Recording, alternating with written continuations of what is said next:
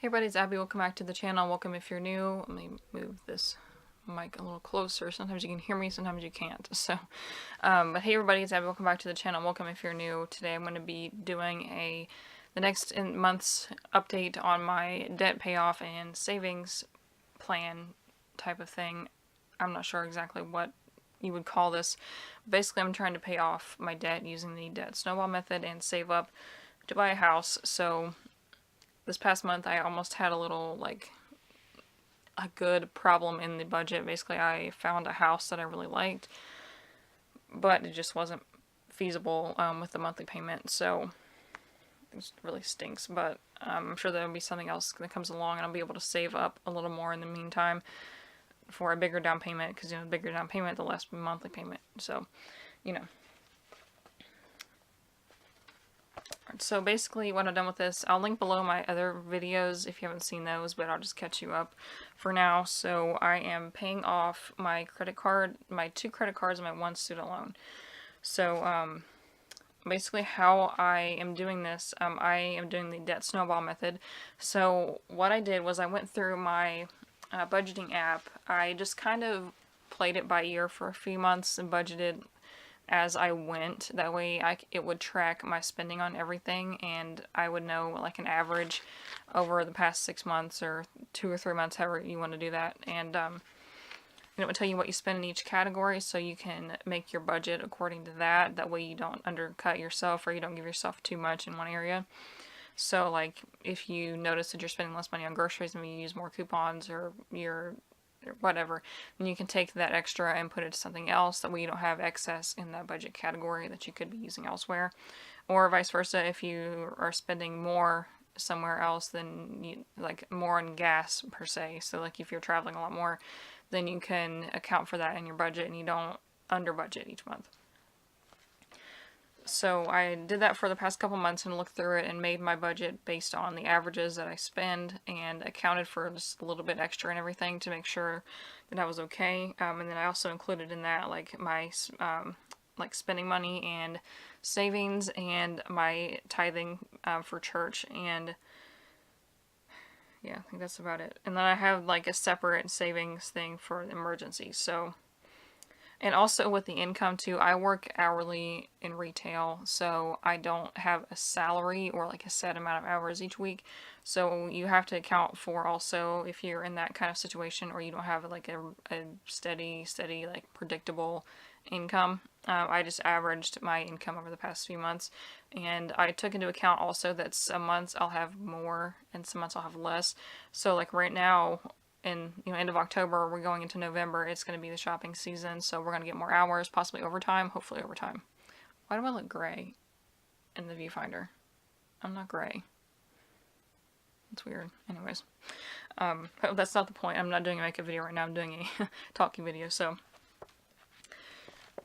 basically I just accounted for an average, like kind of like toward the minimum amount that I would make. That way if I had more I could just put that into savings.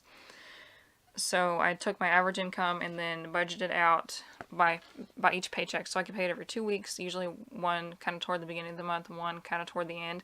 And sometimes if you're on a bi-weekly paycheck, you have 3 checks in a month, which works out in your favor. So I basically just listed all the bills that I would have for my first paycheck usually, and then all the bills that I have for my second. And I look at each month what date. This sounds all complicated, but you know, if you made a budget, you kind of know. You look at each, like when your paycheck's going to be. So let's say if you have a bill that's due on like the 12th of the month, and some months you might get paid on the 10th, and some months you might get paid on the 15th. So if you have the bill that's due on the 12th, and you don't get paid till the 15th, well, you have to budget from the prior paycheck, so that way you're not late on the bill. You know what I'm saying? So, and also if you have a buffer of savings, you can accommodate for that too. You can just take the money from that you had in the savings and then put it back on the next paycheck. So, yeah. Just however you work that out. But, so basically I did all that. I wrote down what I am spending and saving each month. And then I took that, added those up, and subtracted from my total. That way I got how much money I had extra to work with for the debt payment. So, I mean, that's also factoring in the minimum payments. You have to make at least the minimum payment on each account, of course, each month. A lot of people, I used to work at a bank and in the credit cards, the credit card application, and a lot of people mistakenly assumed that they did not have to make minimum payments if you were on like the interest-free period. So yeah, you still have to make minimum payments no matter what, even if you don't have interest on a loan or credit card. But anyways, so I counted my minimum payments, and then each month I had left over a certain amount. It looks like it was $400. Yeah, so I had $400 extra each month to put towards paying off one of those credit cards at a time, or one of those accounts at a time.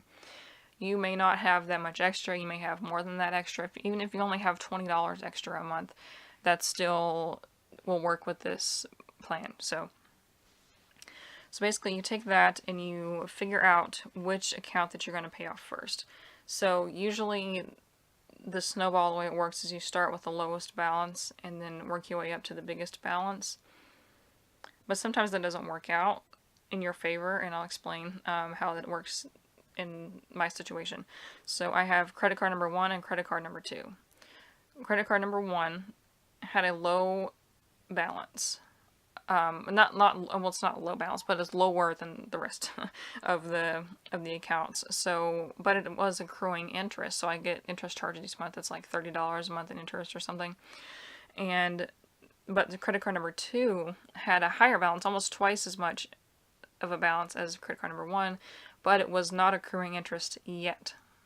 The yet is the key part, because it will around May. I wrote it down so I wouldn't forget. May of this coming year. So at this point I have like 7 months left before that starts accruing interest. And basically, when you have a credit card, I'm going to do a whole video about all this stuff, but basically if you have a credit card that is on that 0% interest for 12 months, 15 months, 21 months, however long it is, you don't get interest charges at that time. But if you owe on your credit card, once that time rolls around, once that bill cycle comes, they'll charge you the interest from everything that you owe at that point. So even if you owe $100, even if you owe $10,000, they're going to charge you however many percent of that interest is. So say like mine has a balance of a little over $5,000. So think about if your interest rate is like 20%, which is not uncommon for a credit card. Take 20% of $5,000 and you get that bill. Okay, so that's why it's kind of tricky. You want to maybe pay that one down first, but I'm gonna pay off most of my first one and then move on to that one and then go back and forth, so I don't get hit with that giant bill, because I don't want to pay, that's like wasting your money paying interest. So you can get around that though by paying off your bill each month and not being irresponsible like I am. So basically I have $400 extra to put towards one of the accounts. Sorry, this sweatshirt is really big and it's like getting down my arms. So I have $400 extra, and I added that to the minimum payment that I already accounted for. So then once I pay that off, I'll have that $400 plus the minimum payment that I have of $70. So you get $470 to take away from that once that's paid off, because you won't have to pay it if it's paid off. So then you'll move that over to the next account. And I'm doing my loan last, because student loans, it's like trying to put out a forest fire with a squirt gun. Like, it's not, but my student loan is not even that high compared to a lot of people that I know. So let's get on to what I did this month. So we left off in September. I had to buy a few things on my card, which kind of put a damper on my payment. But last month I did split my payment between the two credit cards, so I put like $200 towards one, $200 towards another, which I might start doing. That might be a good idea. I'm not sure. Doesn't really fit in with the whole debt snowball thing, but I don't know. So this month I stuck to the original plan, so I paid $470 toward credit card 1, $60 toward credit card 2, and $75 toward the loan, which is my goal for the whole thing.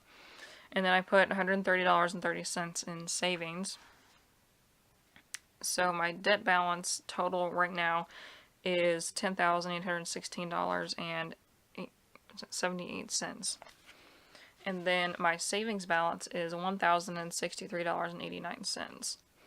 And then in a separate line, I have them all like listed here, and I have all the, like each line here, like the accounts, and then how much my savings, how much my total debt is, and I have a line for net growth, which this number should be positive each month, because if not, that means I spent on my credit card, and I don't want to do that. And so my net growth in September, I couldn't calculate it in August because that's where I started, but in September it was plus $255.21. So that's how much I paid toward my credit card, plus how much I put in savings. So in October, this past month, my net growth was $488.52.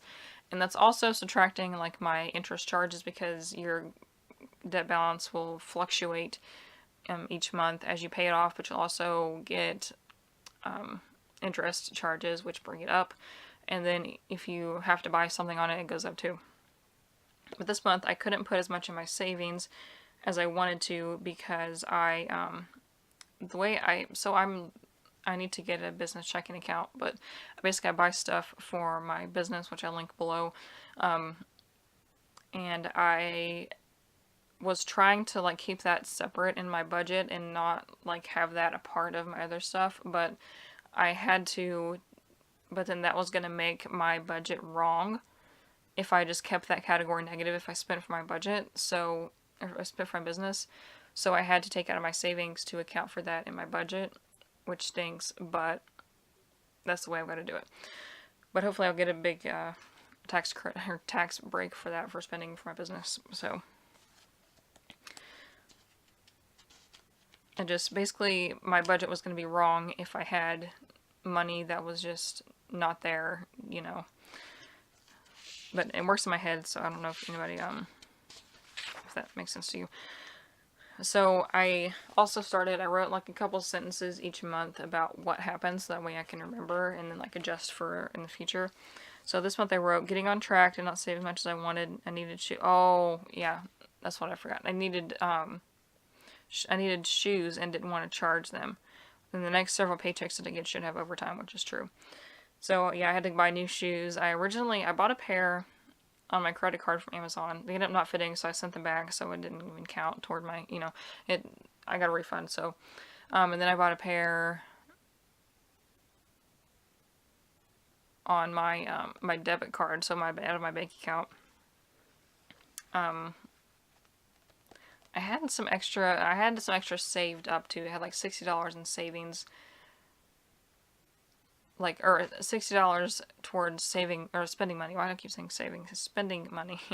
And then the shoes were like $100, so I just ate the 40 out of my savings.